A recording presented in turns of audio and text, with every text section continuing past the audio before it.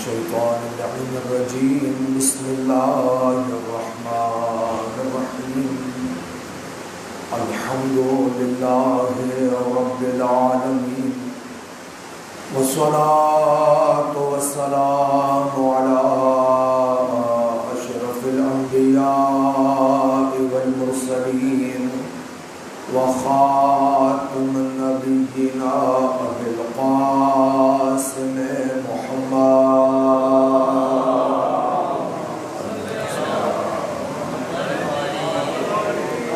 وأهل بيته الطيبين الطاهرين المعصومين المظلومين ولعنة الدائمة على أعدائهم أجمعين من الآن إلى قيام يوم الدين.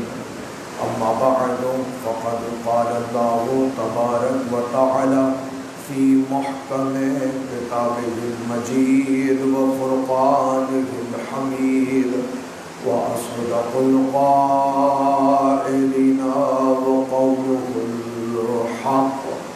بسم الله الرحمن الرحيم هو الذي بعث في الأميين رسولا منهم يتلو عليهم آياته ويزكيهم ويعلمهم الكتاب والحكمة وإن كانوا من قبل لفي ضلال مبين.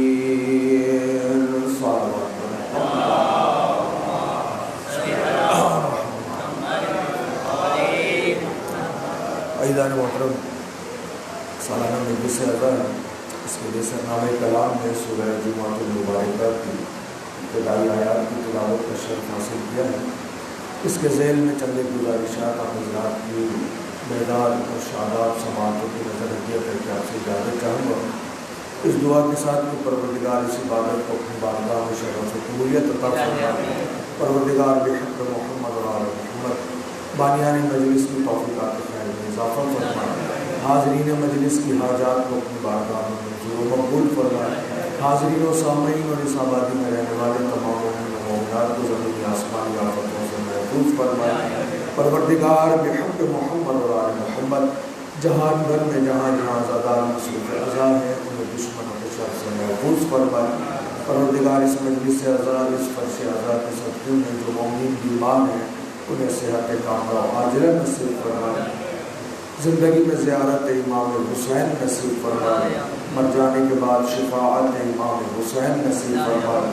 زمانے کے امام کو ہم سے راضی اور خوشنود فرمائے. قائم آل محمد کے ظہور میں تعجیل فرمائے. ہمیں اپنے مولا و آقا کے آوان و انصار میں شمار فرمائے. مجلس کی قبولیت کے لیے اپنی حاجات کی برابری کے لیے مل جل کر باواز بلند تر صلوات.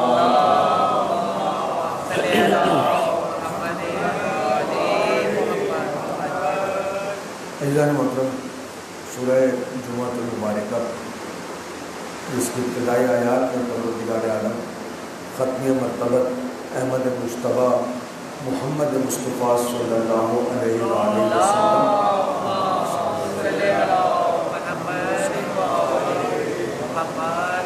آپ کی بعثت کا تذکرہ فرما رہے پروردگار،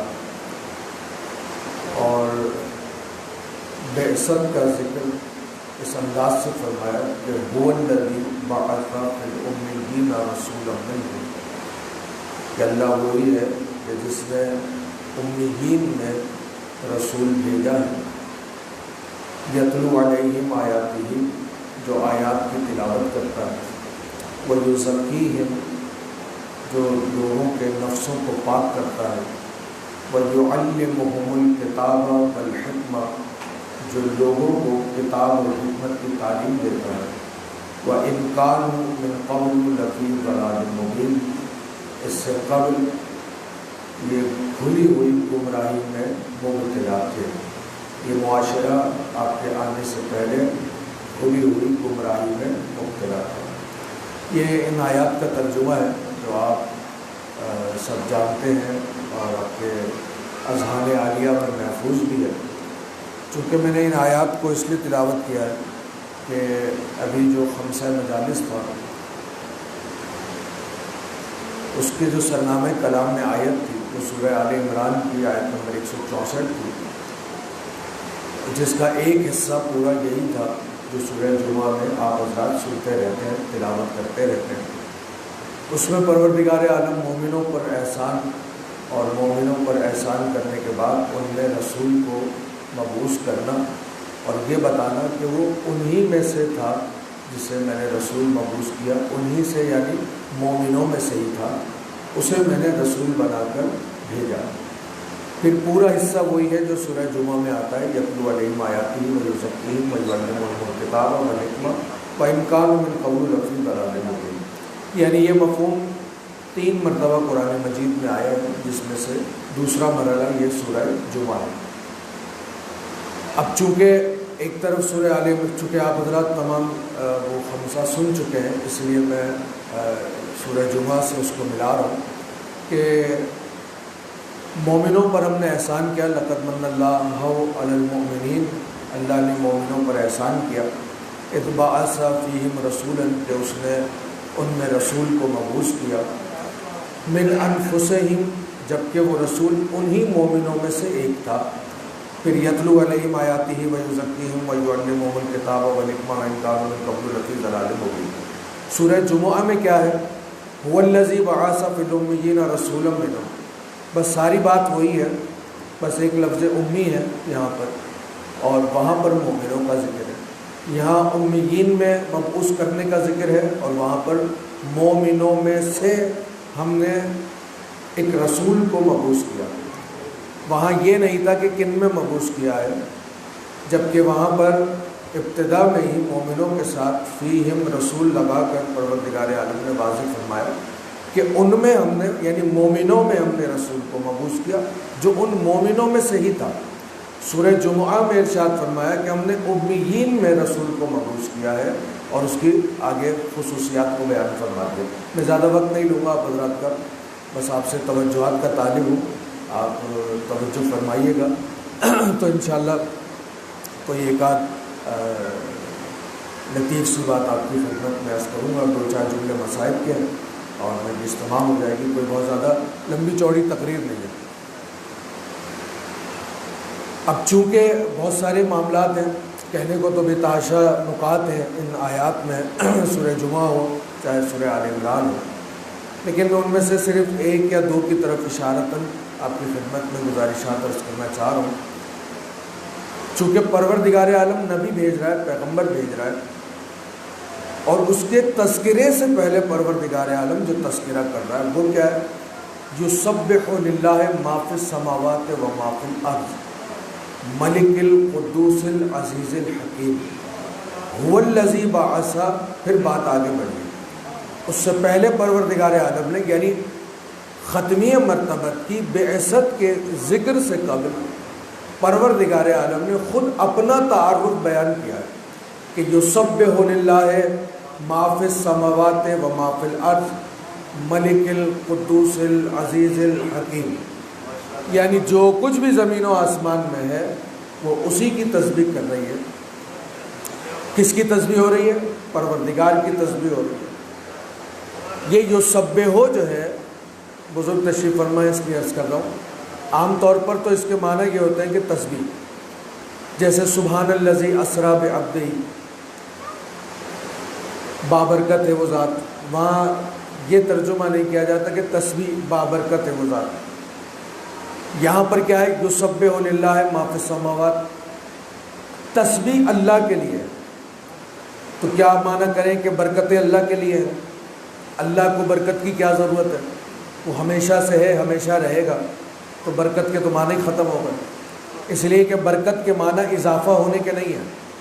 جب آپ کبھی یہ دعا کرتے ہیں کہ اللہ ہمارے رزق میں برکت عطا کرے، تو اس برکت کے معنی کبھی بھی اضافہ نہیں ہوتے۔ اضافے کے معنی کچھ اور ہے، بڑھ جانے کے معنی کچھ اور ہے، اور برکت کے معنی کچھ اور ہے۔ برکت جو ہے وہ، آپ بور تو نہیں ہو رہے، میں عرض کروں آپ کی خدمت میں، برکت جو ہے وہ برکہ سے نکلا ہے، اور برکہ کے معنی کیا ہے؟ وہ اونٹ جو دور دراز کا سفر کر کے آتا ہے، تھک جاتا ہے، اور اس کا مالک اسے سامان اتار کر جو اس پہ لادھا گیا ہوتا ہے وہ اتار دیتا ہے، یعنی اسے آزاد کر دیتا ہے اور پھر اسے کسی جگہ پر کھوٹے سے باندھ دیتا ہے، تو اونٹ کو بٹھا دیتا ہے۔ وہ جو بہت دور دراز کا سفر کر کے اونٹ آتا ہے اور اونٹ کو بٹھا دیا جاتا ہے، تو ایسا اونٹ پھر جلدی سے کھڑا نہیں ہوتا، تو یہ تھکا ہوا ہوتا ہے۔ اب وہ کھڑا کب ہوگا؟ جب اس کا دل چاہے گا تب وہ اپنی جگہ سے کھڑا ہوگا۔ اس کی اس کیفیت کو عربی میں برکہ کہتے ہیں۔ برکہ کے معنی سمجھ میں آ رہے ہیں؟ برکہ یعنی وہ بیٹھ جانا اونٹ کا جو اس کی مرضی پر ہو، اب اسے کوئی اٹھا نہیں سکتا۔ اب جب وہ تھکاوٹ ختم کرے گا، جب وہ خود ہی دل چاہے گا اس کا، تو وہ اپنی جگہ سے اٹھ کر کھڑا ہو جائے گا۔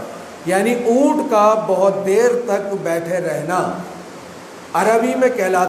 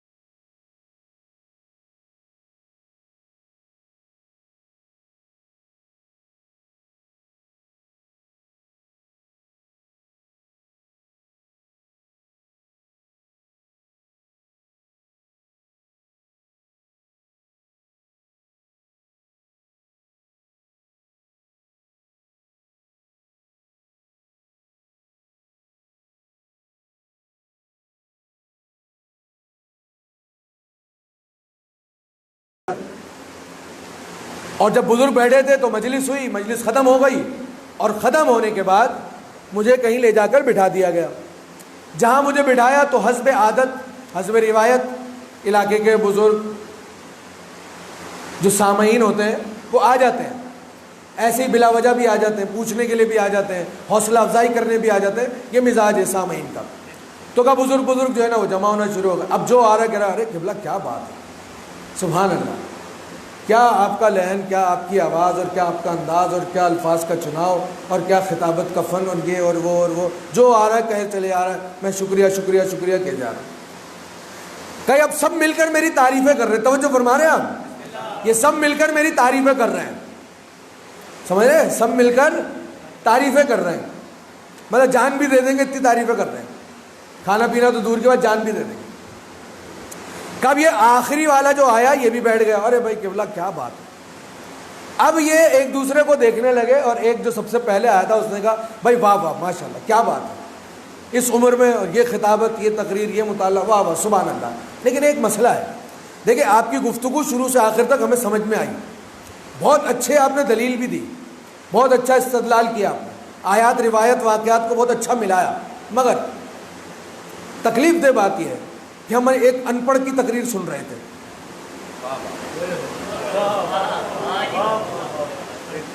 نہیں توجہ نہیں فرما رہے آپ حضرات۔ تکلیف دہ بات یہ ہو گئی، تقریر تو بہت اچھی تھی، تکلیف دہ بات یہ ہو گئی کہ ہم 1 گھنٹے سے ایک ان پڑھ کو سن رہے تھے۔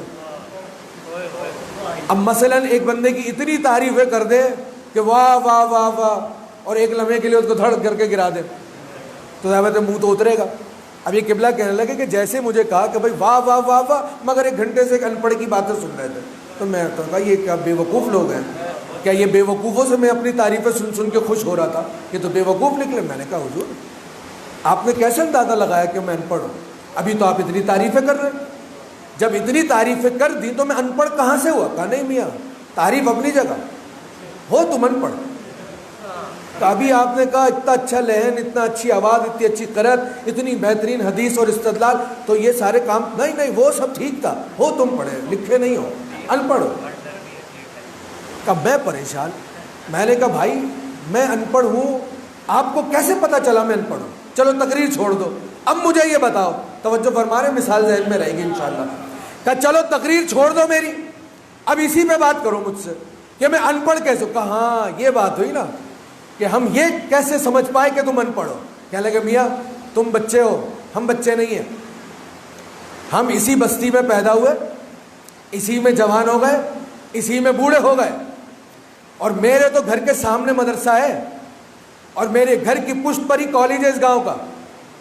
بچپنے سے بڑھاپے تک زندگی کے آخری مرحلے میں آ گیا، میں نے نہ میاں آپ کو اسکول جاتے ہوئے دیکھا ہے، میں نے نہ کبھی بستہ اٹھاتے ہوئے دیکھا ہے، میں نے نہ کبھی کتابیں پڑھتے ہوئے دیکھا ہے، میں نے نہ کبھی آپ کو کالج جاتے ہوئے دیکھا ہے۔ ہمیں بے وقوف سمجھ رکھا ہے، بغیر اسکول جائے، بغیر کالج جائے ہم تمہیں پڑھا لکھا مان لیں؟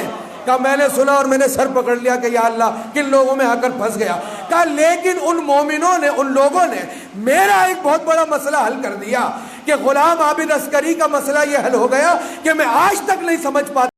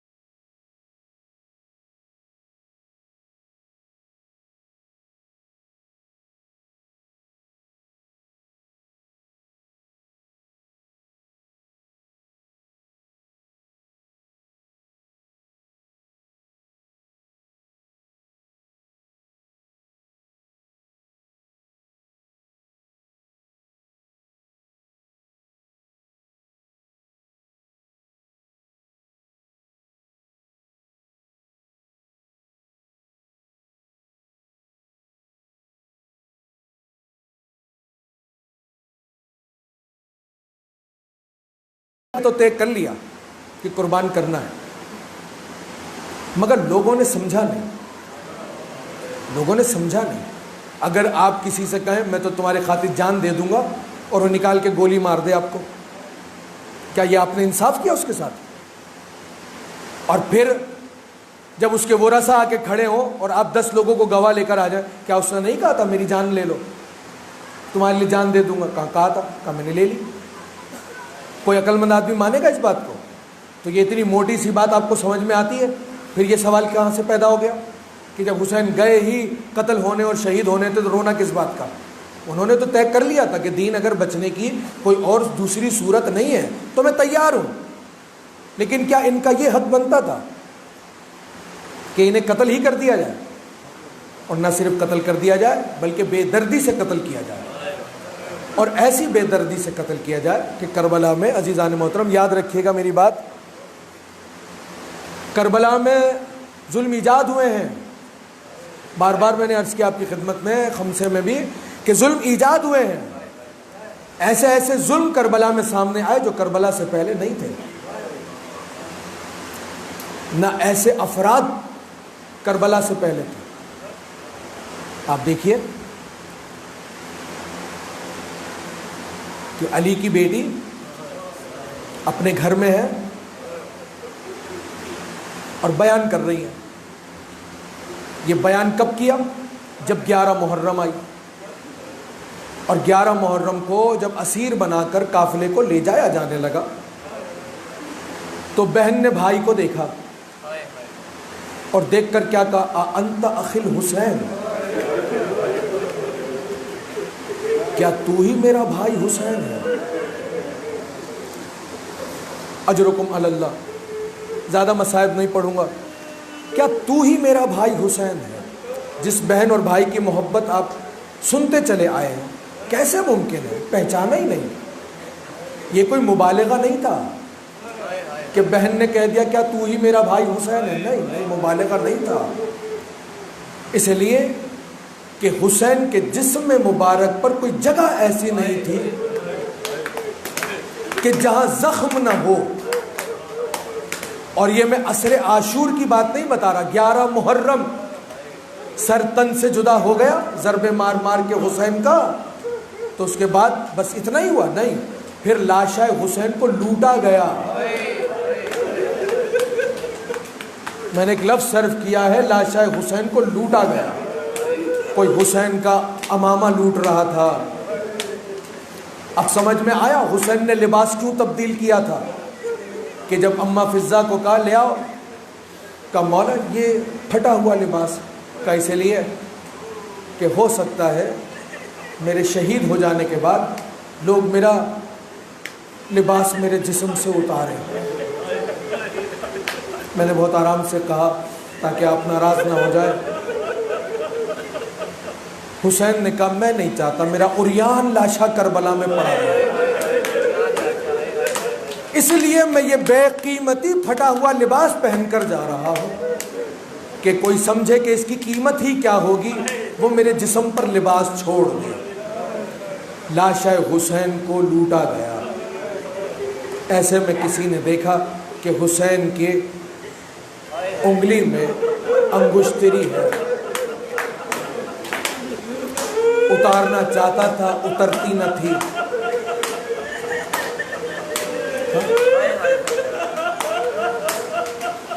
مولا کوئی غم نہ دے آپ کو سوائے غم آل رسول کے۔ تو انگلی کاٹنے کی کوشش کر رہا ہے، سر تن سے جدا ہو چکا ہے، سینے پر بڑے بڑے زخم سجائے ہوئے ہیں حسین نے، پیشانی زخمی ہے حسین کی، دندان مبارک سے خون بہہ رہا ہے۔ ایسے میں ایک شاید ہاتھ کی انگلی ہی رہ گئی تھی حسین کی۔